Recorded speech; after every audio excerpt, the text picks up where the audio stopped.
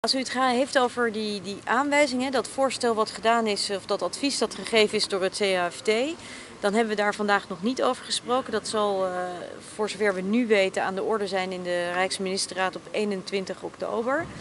Vandaag hebben we het gehad over liquiditeitssteun voor alle 3 de landen.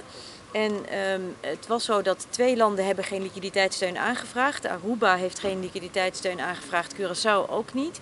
Sint Maarten wel.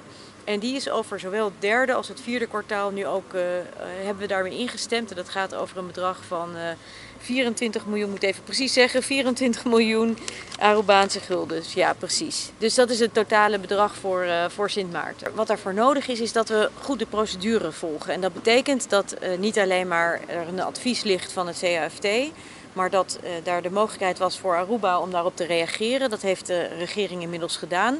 Daar moet de Nederlandse regering ook nog naar kijken. En we moeten daar met z'n allen een besluit over nemen. En dat besluit nemen we dan in de volgende Rijksministerraad. Dus het heeft gewoon tijd nodig omdat het in stappen en fasen gaat.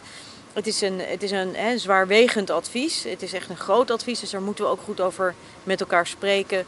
En dan uiteindelijk nemen we in de volgende Rijksministerraad ook een besluit. Ik vind het heel belangrijk dat we... Kijk, het gaat natuurlijk uiteindelijk over de mensen op Aruba zelf, op het eiland.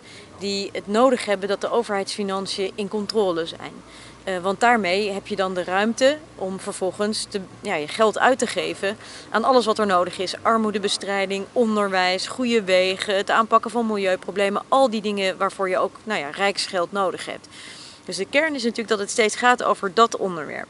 En daarvoor is het nodig dat er natuurlijk ook een begroting is, ook over 2022, die een zo klein mogelijk tekort kent.